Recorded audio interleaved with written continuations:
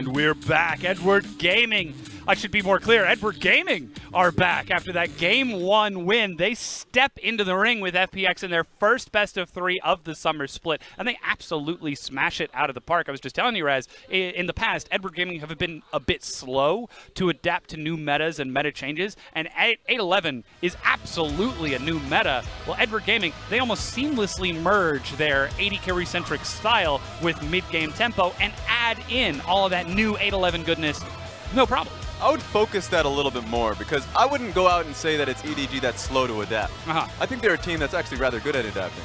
It's Clear Love that is really slow to adapting in terms of the jungle picks. So this time around going towards Nocturne that has, seen play in the past, that's an old goodness. You don't need to go towards Italia jungle. You don't need to go towards the Graves jungle. If his style is not the carries, you can play Nocturne, facilitate for the plays that are impactful. And it's so funny that we bring it up this way because Clear Love has been playing for years at this point. He's seen through so many metas. That's true. That at this point, his champion pool for jungle champions has got to be so massive. New metas are no longer new to him. It's just going back to something from 2016. It's just going back to something from 2014.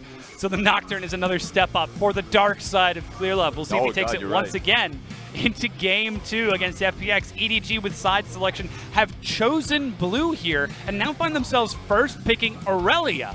So maybe, I was just about to say, they're merging their 80 carry-centric style with iBoy into something new. Well, now we've got an Aurelia pick, and they're giving away this Nocturne. So EDG, they're going to have to show something different in this game, too. Nah, I don't want to alarm anybody. Okay.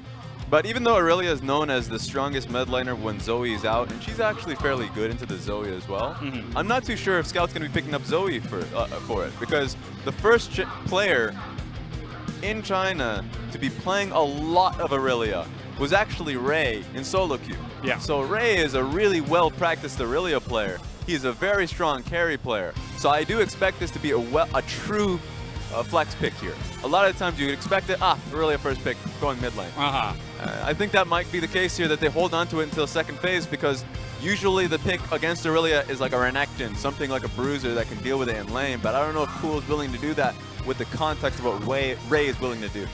And now with the Lucian and the Pig Farmer Sejuani locked in for Clear Love, they move forward into this next round of draft. The Rise has now been picked away by FPX. And Edward Gaming, what are they doing? Sejuani, not exactly known for her early dueling, her early skirmishing, perhaps banking on Shinyi to look for the level 6 rush, buy some time for Clear Love to do the same. Yeah, that's why I would say Sejuani is fine here. It was the Snake Esports game earlier on in the week when SOFM picked Sejuani in a poor position going up against the skirmishing Bruiser jungler that can kill him. That was a problem. This time around, he had the context of saying, okay, that's a Nocturne first pick. I have time. I'm not going to be in constant skirmishes, and really, when Xinyi's leveling up to level 4, 5, 6, I can do the same, and I have stronger gank potential without 6. So that's really cool that Clear Love is willing to go back to the Sejuani under that circumstance. Won't be picking it up first pick like SOFM did earlier this week. Yeah, we'll see how the rest of that works out for them. And of course, we do now get to see some support bans away because we see neither support on either side. Of course, Singed also being banned away just in case Scout were to take that Aurelia in the mid lane. And Morgana banned away from Chris. That means Alistar is open, unless they're expecting that Shen to go bottom. Alistar, Braum, you're right about Shen potentially going bottom lane, but Shen and Nocturne work so damn well. Yeah. Shen and Ryze as well. I think Gimgoon in this instance, even though we've seen far more Shen supports, will pick up the Shen just because it's fairly good. I would say it has good lanes into the Aurelia, and you can utilize it to get to the bottom lane way more often. So it just depends. I think there's a lot of opportunities here for FPX to just change things up a little bit. Yeah, they're not showing their hand just yet, as another Yasuo is locked in for LWX. It's his third this split. So far, he's lost twice on it, once against EDG and once against Snake. So still looking for redemption on that champion. Not the item, but the actual quality of being. And Edward Gaming, how do they decide to take this now as Rakan is locked in for Mako? That's going to be a Rakan Lucian, it looks like, unless there's any last-second switch here from Edward Gaming. Mundo going to fall through. Massive champion.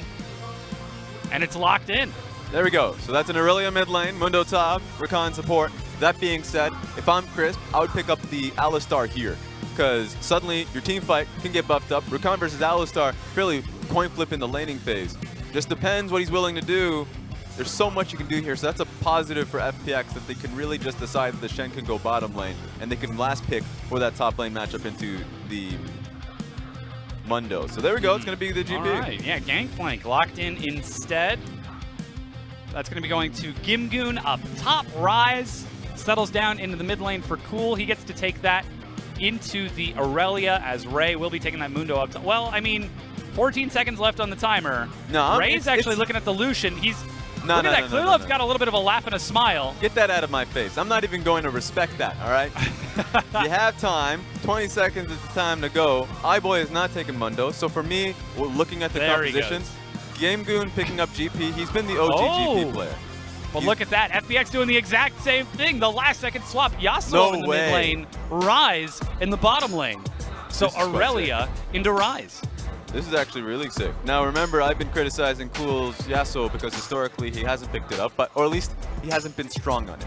And he has been practicing it fairly heavily. So this is him coming back to it, willing to see if it can work in his favor. Going up against the Aurelia pick, has a decent laning phase because he's a short lane.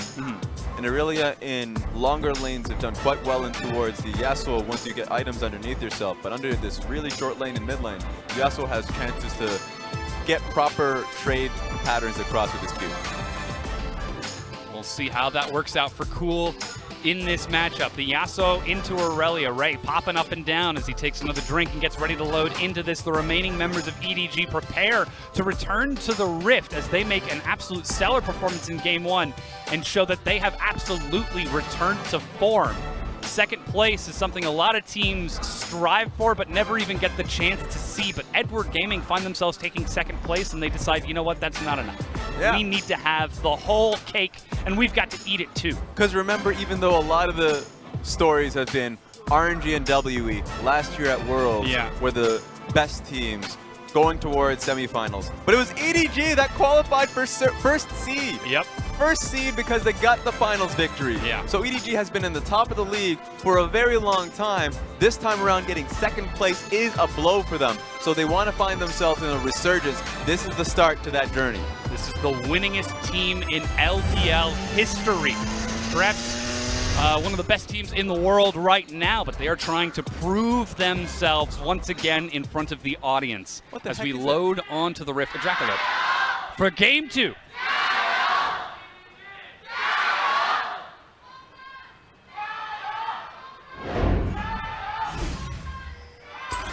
I mean, the volume of the cheers itself should tell you how much the fans love this team. Yeah, and you know what? The cheers have gotten stronger for FPX when they got Cool in there, but it's not going to get as strong as the EDG chance. It's never going to get as strong as EDG chance. So, you know, maybe if they add in a few more haymakers, get in a faker or two. Maybe that could change it. Cool, you can see on your screen taking that Yasuo. Like you said, not always the best champion for him, but hey, it's 2018 summer. It's the chance for him to prove everyone else wrong, as he did recently join FPX towards the back half of the spring split. His veteran shot calling providing so much. And you know what I'm going to say right now? I think Cool's Yasuo is much like Clearlove's Lee Sin, where Clearlove, if you watch his streams, has a pretty damn good Lee Sin. But if he gets on stage, it starts to flop and confidence becomes a real factor where you're like, all right, now that's like not a good showing. He's not going to play the pick again. I think it's just a confidence pick here for Cool where he's not as confident on the pick, but I do think he has the skills to play it properly. So it's just going to be on him to see if he has a proper performance here. Crisp, that's the ignite and an auto attack. iBoy, is he going to chase it down? Rune Prison from LWX, and Crisp dies to the ignite. First blood, Edward Gaming. And they knew the damage.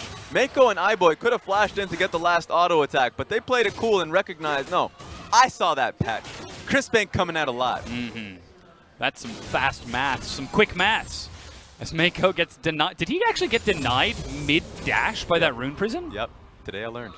Wow. That's pretty sick. Now we know Rakan actually has to complete the dash. It just happened so fast. I never thought you could actually stop it. Amazing. Fun stuff.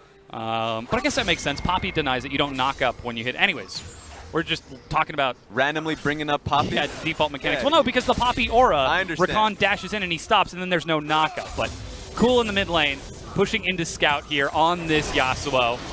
He actually eats the stun, and Scout goes in. That's the Conqueror proc.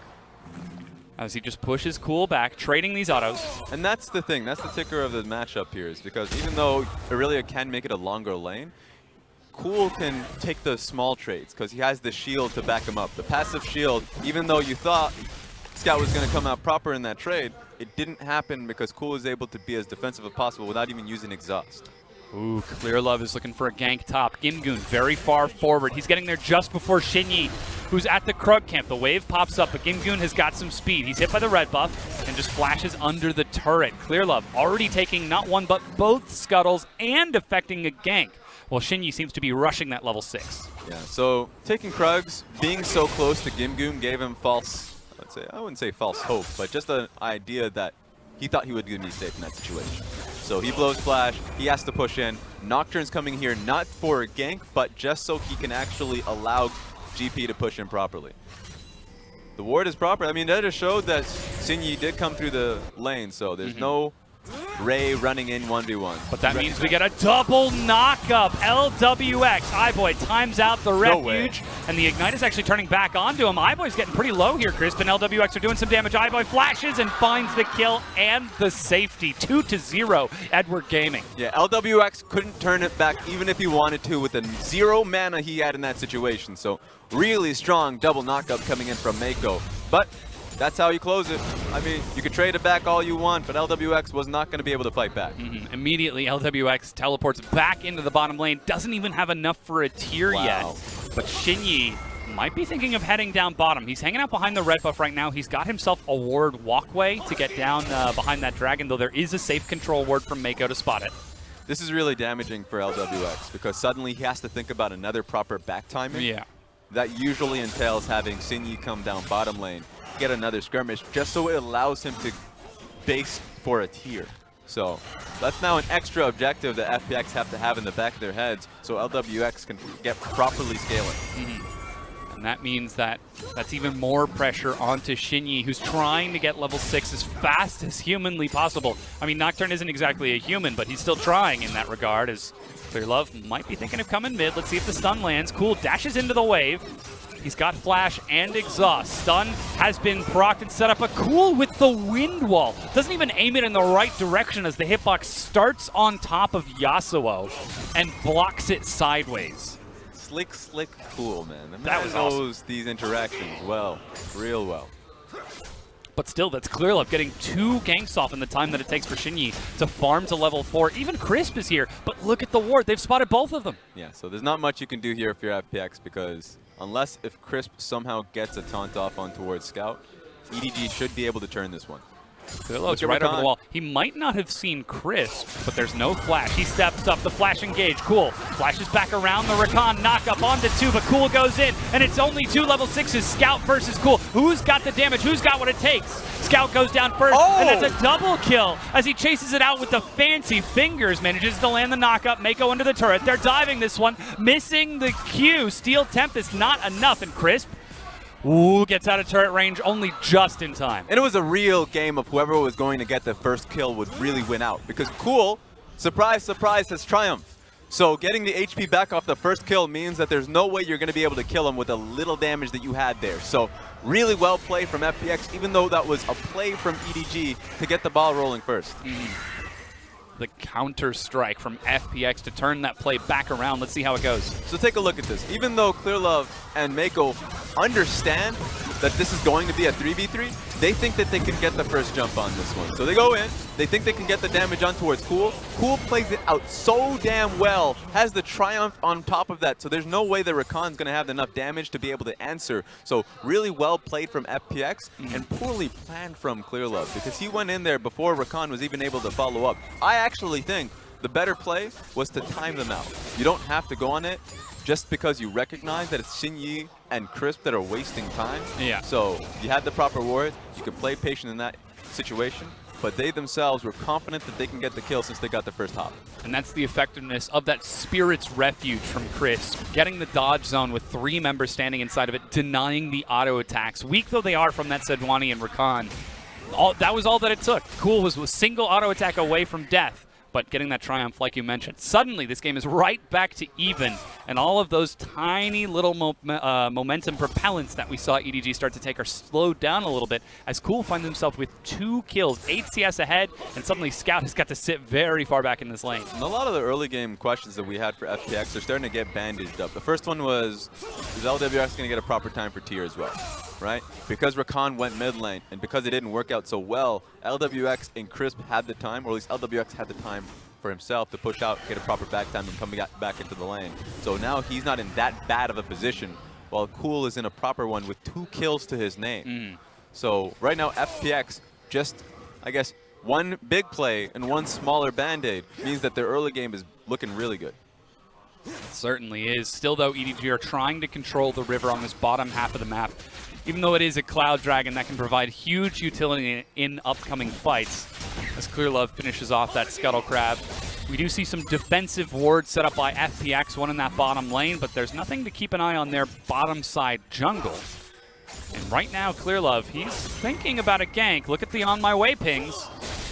Crisp senses something is off. He's stepping up to the tri-bush. And this is just good enough communication, recognizing that LWX doesn't have any mana to his name. So even if he would look to walk up to contest the CS, he's not going to be in any position to fight. So let's go. Oh, there it is from over the wall. The reaction, but it's not enough. They still manage to catch up. Crisp again with the Spirit's Refuge. His finger is on the trigger. Meanwhile, dive into the mid lane, flash under the turret, but it's going to be the attempted outplay. Feared, but Cool finishes it off. 3-0 to Cool. Yeah, Cool is so damn strong, and all that was worthwhile. Recognized because EDG made the bottom lane play. So just 2 plays happening side by side, and FPX got the better of it.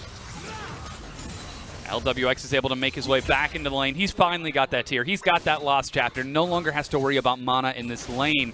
But again, that mid lane is the one that's suffering from EDG. Cool is starting to pick up some kills. It's only a matter of time before that Yasuo becomes unlocked and starts affecting these side lanes. And he's going to become a real problem for EDG once these lanes become a little bit longer. Yeah, so for me, even though the kills are coming down to Cool, I would say what's important is the fact that he's getting all of the gold in his pockets. Yasuo is the type of champion that really looks towards item breakpoints rather than the level breakpoints. So getting Phantom Dancer early on, really strong, because that means that he can take most trades. Because it's best of both worlds, the damage and damage reduction. Yep, damage reduction to balance that out. And then, of course, the Infinity Edge is when you're just pretty much complete. That's when you can just go hard, because you already have now the 100% crit with the quadruple critical strike that you can get on top of the new IE on top of the Yasuo passive. So that's pretty sick. You need 1 critical item and the new Infinity Edge to cap out on 100%. Meanwhile, EDG, they've got all of their gold in iBoy's pocket. He's up 12 CS against LWX. 12. That was a really odd way to say 12. He's got his Blade of the Ruined King already finished. So EDG, it makes sense that they're continuing to focus his bottom lane and try to control the river. But even now, when there's just a tiny lapse in the vision, when Clearlove is recalling, when the wave is pushed in bottom, that's already Cool rotating down to take that Cloud Dragon. So it's a question of how long until Cool becomes an unstoppable force in these side lanes before iBoy perhaps can start trying to bring him down or look for any of these big team fights to turn around that momentum. Shinyi thinking for a dive. I mean, I could be completely wrong. They could just accelerate Cool even harder. And the Stan United, Paranoia United there. As Shinyi gets another kill. Crisp will take that one. But again, it's 3 deaths onto Scout's Aurelia. And there's not much you can do if you're EDG in this area. You would say maybe Clearlove could be in position. But even then, you're just saying it's a 2v3 at best, because the reason why Shen goes for that play is he recognizes that both iBoy and Mako are in the lane, and that Rise is there to protect himself just alone in bottom lane. So this is a really rough position if you're EDG. They do try to make a trade for that dive onto the mid lane. iBoy getting a lot of damage onto the bottom tier 1, even getting a few hits as they push the wave in further, and Clearlove on his way down there as well. Culling is ready, but iBoy's going to hold on to it as he just brings the minions into the turret, still looking for that first brick. And despite the Gangplank ultimate, despite so much, EDG find the stun over the wall, the flash engage. And again, they pick on LWX and they are rewarded. First brick goes to EDG. But again, it's a reactionary play. They're still pushing up though. Crisp trying to hold on. Yeah, really Crisp is just going to try and hold the wave if it's possible. So the fact that Mako then utilized that trinket means that Crisp is going to have to get out of the bush, but he still gets the job done here. So whoever wants to pick up the wave can. LWX will be able to get onto that first. So you're right. Here's the thing. EDG, I think that was a proper play just because they recognized that Shen was leaving the lane so often that they needed to be able to take the tower down. Otherwise, it's a 2v1 for no reason. Yeah. So strong job for them. Now they need to get a proper lane assignment. Send Lucian, Rakan mid lane, get the push, and then think about going top lane to dive Gimgoon. Try to slow down that scaling gangplank, that late game insurance that we're seeing out of FPX. As Lucian is headed towards that mid lane, Ray looks like he's set to hang out bottom. We'll see where Scout ends up in this lane assignment because he is so far behind right now. 0-3, 30 CS down, only a Phage and Ninja Tabby to the completed Phantom Dancer and Zerker Greaves of Cool, who's still starting to accelerate even more. And iBoy actually goes top. They could be trying to break down the tier 1 in that top lane before sending Scout to a side lane. So seems a bit risky though because he's already been dived twice. iBoy was bouncing between both mid and top lane when he was trying to route to a lane when he was in blue side jungle. Ends up going top lane just because a massive cannon wave was about to hit the tower. So going mid lane to share experience for Aurelia and then go top is rather inefficient. Yeah. So it looks like he's just going to be top side, and then they're going to have to send either Sejuani for a play mid so she can get the play top lane. It's just a lot of strategizing here for EDG so they can help Scout, help top. But look at that. Once again, Shinyi's on the side, even using the sweeper to see if he's been spotted. And Crisp, without the Stand United, is just within Flash Shadow Dash range. But so many members of Edward Gaming are hanging out. They will just give the wave over to iBoy and then swap him towards that mid lane. Finally, Scout heads top to a little bit of a safer lane, but still, there's a lot of pressure on this mid lane. Seems like Clearlove knows that it's about to happen. Shinyi is right there, just waiting for the opportunity. Cool. Missed the Steel Tempest. Crisp even steps up, but they follow it up. That's the Flash Shadow Dash. They get in there. That's all three. They stack up the AoE, but iBoy dashes out and uses the culling into the wind wall. Cool eats some hits as Clearlove eats the crowd control. Last breath was held onto by Cool, and they slam dunk themselves another kill. That was so sick from Crisp and the Cats because the point-blank taunt flash, just so you can get on top of iBoy, was necessary because they respected his mechanics that much. This could turn into a tower. It very well could. Teleport from iBoy to get back in. He's at full health, and Ray has joined the fray. Stun is not going to hit Cool as he's able to get behind the wind wall in time. And FPX don't find the tower, but they do find the kill. It's just such a scary situation for FPX because iBoy, Blade of the Rune King, Mako finished up the Zeeks, so they're at a really strong position for himself to protect the iBoy. So for them to go on top of them, you have to be able to respect him enough to use the flash. Oh no, and the exhaust, an easy dive onto iBoy. He overextends and pays the price. All right, where's the respect? I feel like it's iBoy not respecting Cool in that situation. What the heck are you doing, son? Still perhaps a bit of the cockiness that we saw from iBoy at Worlds against Faker. Ever the Achilles heel for the young player, but here's the engage once again. So there we go. On top of the knockup, gets the taunt, double knockup with a Yasuo Q, and you get right on top of him. The benefit of course, is the fact that Lucian now doesn't have flash, which makes the next play easier, resulting in iBoy's death. So that replay ends up resulting in iBoy dying because he didn't respect the fact that he's right in front of Cool, on a wave, get on top of him when he's not able to jump out himself. And while that replay was happening, Rift Herald was taken by Cool. He's 5-0-1, straight buys double BF sword on this recall. He doesn't have the Infinity Edge finish just yet, but he is darn close. And that is a lot of damage. 7,500 gold to Scout's 5,100. The only person who's even close is iBoy at 6,700. And if he keeps on dying or making plays like this, removing that gold from the fight, that's a massive advantage for FPX. Yeah, it's really nice. I think at this point, Cool should be on side lane, just so he can actually get the solo experience and full wave clear. At this time, if he's just sticking mid at this entire time, it's going to be Shinyi, Crisp, who comes in and leech experience. Right now, Yasuo is your main win condition. You need him to have the golden experience so he can get his double item spike. So once he gets IE, he's excellent. He should be on side lane, not Rise. Absolutely going to be massive. Right now, he's just using that to burn through the health of this Mountain Dragon and try to accelerate this early mid-game, deny EDG that mid-game tempo that we know from them so much. As now see the group up in that mid lane.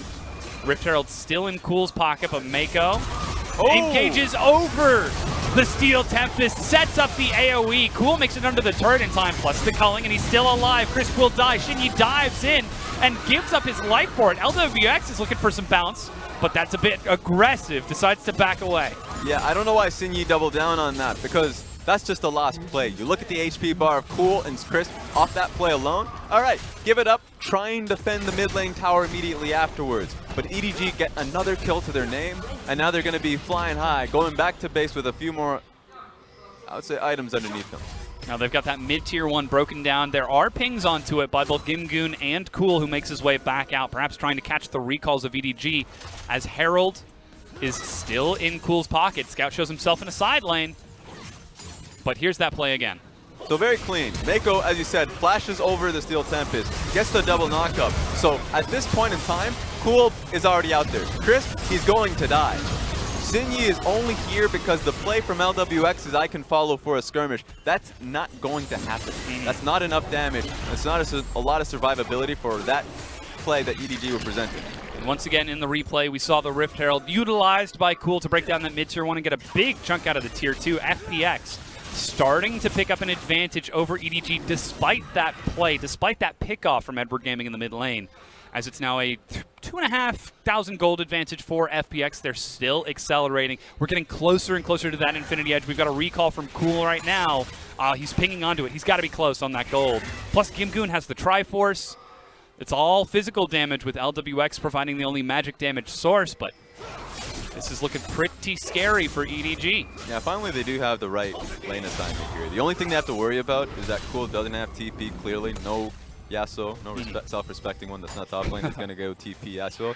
So that just means that he has to look to push and roam, just in case that Baron's not going to be an issue. Remember how early EDG got the last one, so him being in the opposite side of the map is a worry. Baron is spawning in 5 seconds already. You can see the members of Edward Gaming making their way to the top half. They've already got some wards set up. Scryer's Bloom spots Gimgoon and sees him complete the recall, but iBoy is doing the same. Infinity Edge finally finished off for Cool, and he's got a stopwatch.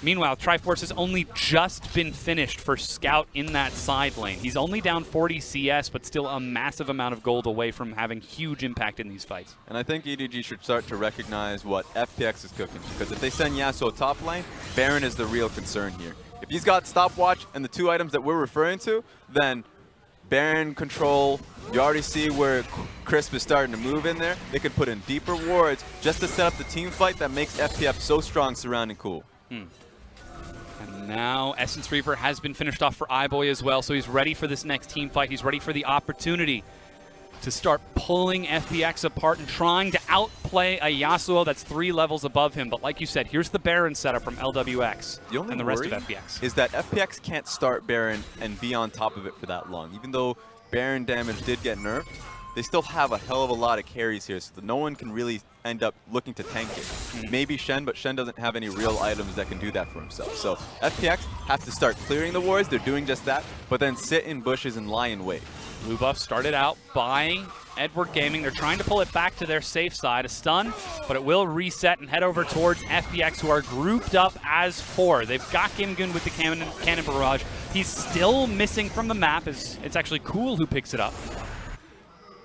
But just trying to pull Edward Gaming into a bad position. Even Ray is forced to track up here because he doesn't have that teleport. Crisp happily clearing out these wards with the support of his team. And take a look at Ray. He completely abandons the bottom side of the map and he's with his team. He's going to be the way they find any way to contest these wards. So this control ward is one point that they're going to try and go for. Crisp might look for a taunt to try and get him going, but we'll see how it ends up being a response. EDG are sacrificing a lot of gold on the map right now to try and maintain control over this Baron area, try to match the control of FPX. But still, FPX are just forcing that decision to be made, putting EDG in between a rock and a hard place. Pings constantly onto this Baron. As Shinyi, he's going to go back and start picking up some gold of himself. It looks like FPX finally settled back with no wards in their pockets. Yeah, that's the point right now. The last control ward was placed by Crisp. They have no more control wards, and EDG was able to get full control back from in Baron. So FPX, they need to find a time to push and channel for base so they can get their controllers back on them. It's unfortunate that that's the case for FPX, that power play was outmaneuvered, but at the end of the day, it's EDG, and you know what might end up happening, because a lot of teams end up finding themselves in this frustrating point. They might end up looking to rush the Baron when they get the proper control rather than wait too long. We've got the Warmogs now finished for Clearlove, so we can spend a lot more time on the map. Sunfire finished off for Ray as he's getting bigger and bigger. Even a QSS now picked up for iBoy, so he'll be able to avoid at least some of the crowd control of FPX, but they have got a lot. QSS and Essence Reaver. The Essence Reaver is a big one, so he's been taking some time before he gets to the build, so now that he adds it for himself, it's a lot more easier for him to maneuver in team fights. We saw what SMLZ can do on the champion, and now that iBoy has it in favor of himself, and a lot of melee champions that are willing to dive forward. I don't know how iBoy gets touched here, so as the composition starts to get rolling, it's FPX that are going to have to respect it with the fact that they have no tank. Maybe Crisp can really be that for themselves, but it's going to be way too weak. They need someone else to really be able to walk forward. And look at that. Scuttlecraft spawns. Clearlove was waiting for the timer on it, but FPX just walk it down before Clearlove can get a chance to burn through its health, and that's now a lot of control to FPX. Cool starts off the Baron, but decides he doesn't want anything to do with it. Okay. Just constant scouting, constant skirmishing over the vision right here. EDG are not giving FPX any chance, any opening. iBoy might, though, as that's the Blade of the Ruined King active for a slow onto Crisp. Just to get control of mid lane wave. So that means that they can push up once again and get full control of Baron. Seeing a back timing, this is when you don't want to base on top of a ward. Right now, because you can see where Yasuo's sitting, if he does end up basing and if he is on a ward, then that's a go sign for EDG to just rush it. They have a lot of damage to themselves if they find themselves near Baron. I say both teams do. So it's very volatile in the area. That's why no team wants to go for it, because EDG's super respecting it and they're always in the area. Yeah. Just for that kind of play to happen. Constant pings around that Baron buff from EDG as they're trying to spot out these wards, trying to out-macro FPX in this situation. They find themselves getting into the brush, but a stun over the wall. They manage to get the double knock-up, and they've found LWX. He flashes back. He's got the shield, though. Culling, it finishes him off. It's a double kill for iBoy, and now the teleport completed from Ray as they're pinging onto Gimgoon. All right, 2 members down. LWX and Crisp are off the map. EDG should just push and look for Baron. This is a snowball play. I don't know how FPX are going to be able to handle it. At this point, you usually say for them to cut their losses. In fact, EDG are saying they're going for Dragon instead. Yeah, they're not going to look for the opportunity for Shinyi to get the steal for the turnaround, as this is a scary situation now. The Ocean Dragon going to be picked up by Edward Gaming. Now they're pinging on to the Baron. We're only just now seeing LWX respawn here. I think it's just a very safe play from EDG. At this point in the game, you should feel fairly confident and looking to channel for Baron. Wait a minute, why are we going on a replay? They just started TPing towards Baron. All right, you know what? I'll respect it. I'll respect it. Take a look at it. Here's the pick again. FPX are going to be picking Baron while we take a look at this pick. This is how it started. Double man knockup, but I really want to just focus on the fact that this is happening. Yeah, that's the Baron picked up by FPX in the meanwhile. Edward Gaming find themselves out of position. Even the paranoia used by Shinyi to force the flash out of Clearlove and scare him even further away. Edward Gaming, I mean, they made a choice. They had the option to look for the Baron or the Dragon. They chose Dragon, and they chose poorly. Yeah, they did. Just flatly. Because you can go to Baron and you can still force a fight. You don't have to say that, oh, maybe Shinyi's going to look for a steal. Yeah. Because you have Mundo and Clearlove, of course, to be able to force a fight onto Shinyi if he's hanging too close. So that's the best way to play that situation out. Shinyi and Cool had enough information to know that EDG took Dragon. We have enough vision on Baron. Go for a teleport on top of it. It was LWX that TP'd on it, and they had a fast enough Baron run to take it. So that's EDG. Really weird play from them. Yeah. Very uncharacteristic decision making, but they now find themselves 5,000 gold behind and forced to defend. You can already see FPX are creeping their ward line forward to put Edward Gaming even further on the back foot.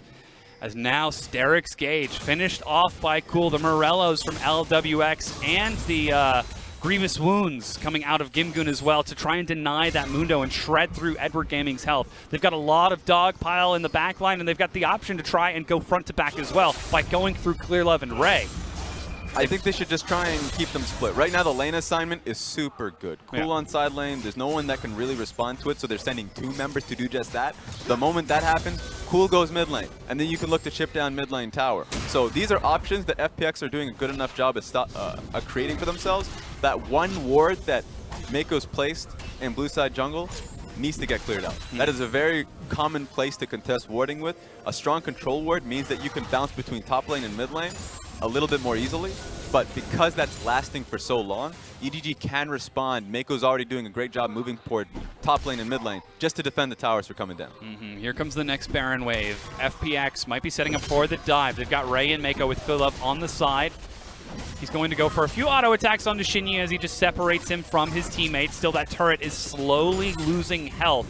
But the Baron buff has already gone through more than half of its duration, and so far Edward Gaming haven't given up that much, though this bottom tier 2 might be the first to fall. Yeah, they're doing a really good job at defending this. Usually a team, especially with such a good 1-3-1, would be able to take 2 towers off this, but it's the control wards that are really lacking on the side of FPX. Finally, they finish it off. That's the control ward you were talking about, but immediately Edward Gaming clear it out, reacting to the pressure that FPX are trying to utilize with this Baron buff, but it's only 50 seconds left. They've only broken that those tier 2s. GP's alone in the bottom lane, so he should be able to get this tower for free. He's a little bit playing it too patiently. There we go. He lets the minions do the job for him. So right now, FPX, they're playing it slowly. And even though it's not ideal, it's not at 100%, what they're doing is they don't want to fail at this point in the game when it really is their best opportunity to find themselves with a really substantial lead. Still, though, if this inhibitor line stands, that's going to mean FPX will have to wait until another big team fight or another Baron take before they can break the game open, especially if Edward Gaming are defending this will against the Baron. It's going to be even more difficult without it. As the top tier 2, it's getting slowly pushed in, but FPX, they're playing it so safe. They don't want to take any chances. It's exactly like we said in Game 1. If you give Edward Gaming an inch, they will take a mile, and FPX are trying to give them as little as possible so that there's no chance of a turnaround, no chance of a throw. Yeah, it seems like they're having flashbacks of last game. That's my fear, is that last game they found themselves with, not the Baron, but a few picks tower on top of that, and they lost because EDG were able to punish them off of just a few mistakes when they were looking to get proper push in. So this time around, FPX are playing it super safe when they have Baron themselves. Ultimately, it seems like this game is going to be decided on just one fight. We'll see what that fight's going to be, because it is just, we're getting real big. We're starting to reach that late game. We're 30 minutes in. Gimgoon is level 17. He's got 4 full items right now. That Yasuo is at 3.5 with another Infinity Edge under his belt, as he can look for just about anything. The only person who's really been suffering quite aggressively in this game has been Scout. He's still 70 CS behind Cool. He's got Triforce. He's finished off that Guardian Angel as well, and it seems like he's been relegated to effectively side lane duty. Just catch the minion waves that Yasuo feeds into him. Give him a chance to get back into this. And it's interesting that we're still seeing EDG funnel gold into that Aurelia after iBoy is so close to being 6 items. An Aurelia, a very skilled Aurelia player, even if you find yourself in a deficit, can do a lot of damage. So that's my big fear, is that an Aurelia right now, as you can see, going to be going towards Derek's Gage and has herself the Guardian Angel in team fights, is just going to be going straight towards either Cool or LWX and make their life a lot more difficult. So that's my fear when it comes to how Aurelia is going to play these team fights. But with FPX, they're going for a Guardian Angel of themselves. You're talking about the stopwatch that's still in his pocket, and also a BF sword. They might be just going to choose to get this tower. The wave pushes in, and the 3-man dropship from FPX to take the tier 2 before Edward Gaming can respond. EDG thought they were being clever by setting up a trap on that bottom half of the map, but FPX just easily sidestepped it. Yeah, it's always fun to see a Rise being played this late on in the game, especially when you have cannon waves starting to crash on the towers. So it might make it easier for this team to be like, okay, well, we find it difficult to get these inhibitor towers. We can just use a dropship to go top lane when we've already seen EDG looking to defend one tower alone. Now EDG have gone missing once again on that side of the map. They're trying to get over towards that Mountain Dragon to match the 2 Elemental Dragons of FPX. This could be a place that they decide to look for that next fight as we get to the 32-minute mark. And FPX still using this advantage, still about 9,000 gold ahead. And this is the first real test here, because EDG should feel comfortable with the front line that they have in Ray and Clearlove. So anyone that gets cut here will die. That's the caveat. There's enough damage on the side of EDG that's going to happen. So FPX are trying to play it safe. Yeah, Crisp leads the charge. That's the Shadow Dash. That's Realm Warp. But Paranoia used very early by Shinyi. And the Cannon Barrage. He goes in. Scout is the target. But remember, he's got that GA, and Shinyi goes low. His own GA will be popped. Ivoy dashes out of the back, but he's chased by one. Make that two. He goes down. That's a lot of the damage from EDG missing. Scout will die as well. And Edward Gaming might be losing this fight here. They cannot keep up with the damage and the last breath. Another slam dunk from FPX as they trade 2 for the ace. And you know what happens? It's not that structured when it's not a front-to-back fight. You see LWX coming in a flank, and didn't even have to use flash as well.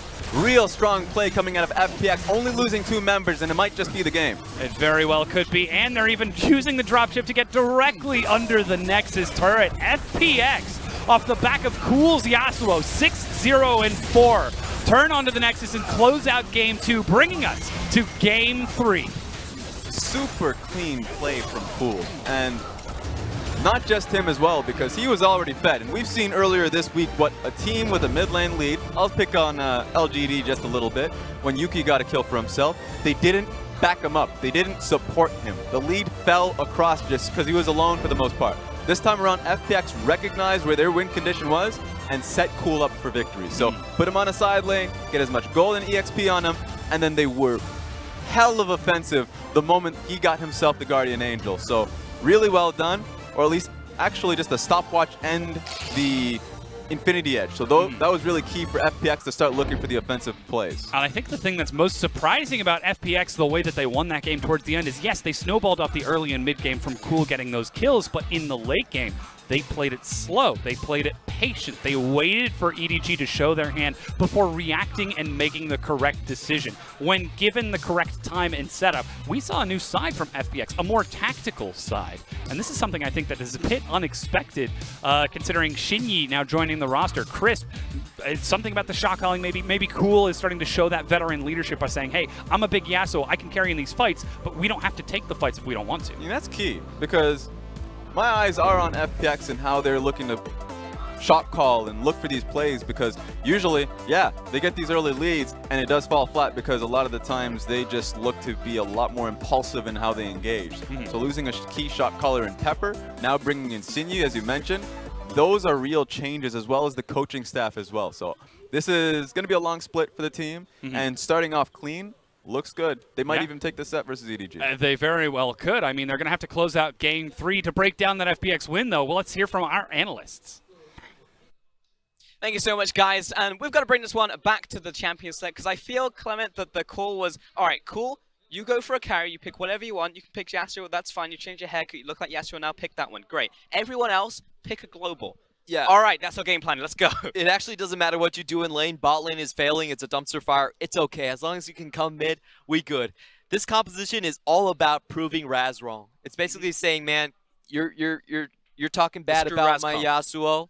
I'm going to prove you wrong, and this is the composition they went with. And the cool thing about it is actually takes away from, pun not intended, but cool thing about it is they do take away from EDG's composition as well. They actually took away a lot of the tempo, the globals, away from EDG. So EDG are actually running with a composition that they themselves might not be that familiar with.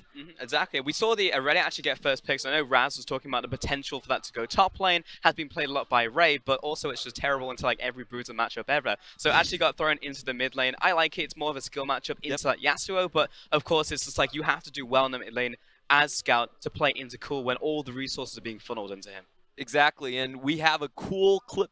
I'm sorry, I should skip that word. We do have a montage of Yasuo just chopping people up. The game plan was already set and clear, and was about the setup.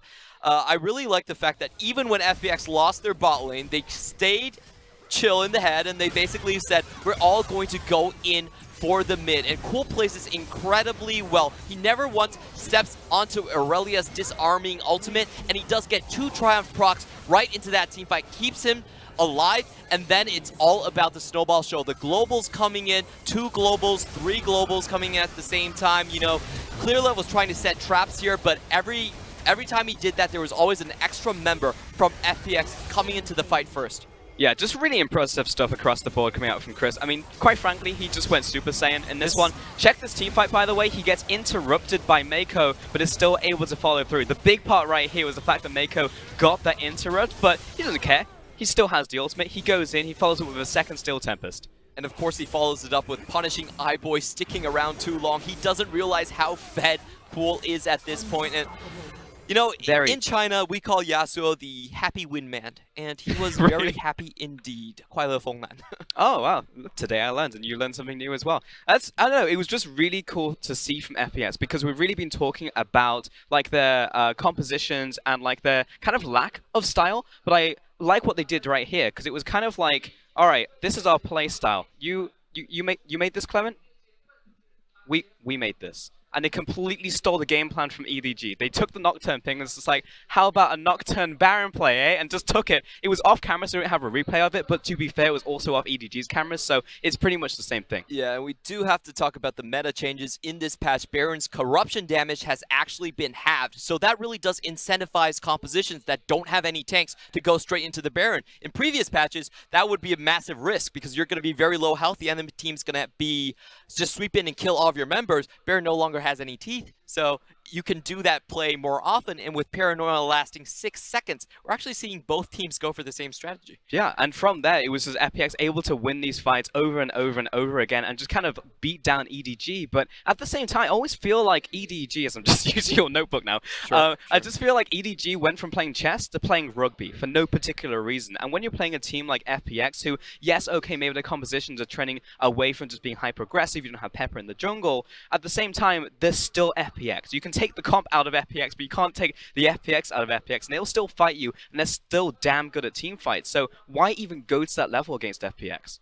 Well, I just think that EDG have very limited tools. They have a very defined style in how they play, and when the enemy team is smart enough to match them in their style and even be better at them at some point, EDG are kind of like, what are our tools now? Because they don't really draft for laning. They don't have the best 5v5 team fight. They were playing for catch this game, but the enemy team had 4 globals on their team. They could always match that sort of global aggression, that sort of quick aggression coming out from EDG. So I just feel like EDG, the way they tend to draft, they show their hand a little bit too much. And when FPX is smart enough to just basically eclipse all of their strengths, then they kind of go on the wayside. So I do think if EDG get another crack at it, they will go for more of a red side draft this time.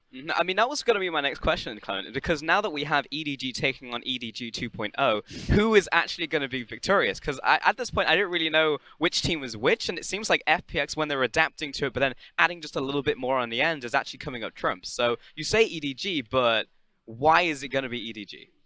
I didn't say. Well, you're saying both of them are EDG. That's true. I mean, exactly. I mean, who is it going to be? And I think the reason mainly is they have an easier snowball in terms of the bot lane. And if you look at both of these games, even in the second game, they did have control over the early game. That was their own mistake that led to the snowballing of the Yasuo. So I do think that EDG overall is the more defined team, the team that snowballs harder off of single slight mistakes. And if they can avoid those, I think they're still fine.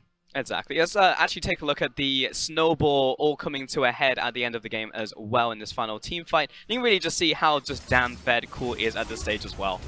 Yeah, you can see Cool really biding his time. The Paranoia, of course, was a little bit early, but they still decide to go in at the end of it when everyone was caught off guards. And they do find Aurelia first, knocks her into a GA very early on. She was already chunked down, and there's nobody to really stop the Yasuo early. iBoy flashes early, but still can't get away from the Yasuo. And with a Gangplank ultimate coming down on top of them as well, there's just no chance for escape then. Man of the match, of course, going to none other than Cool.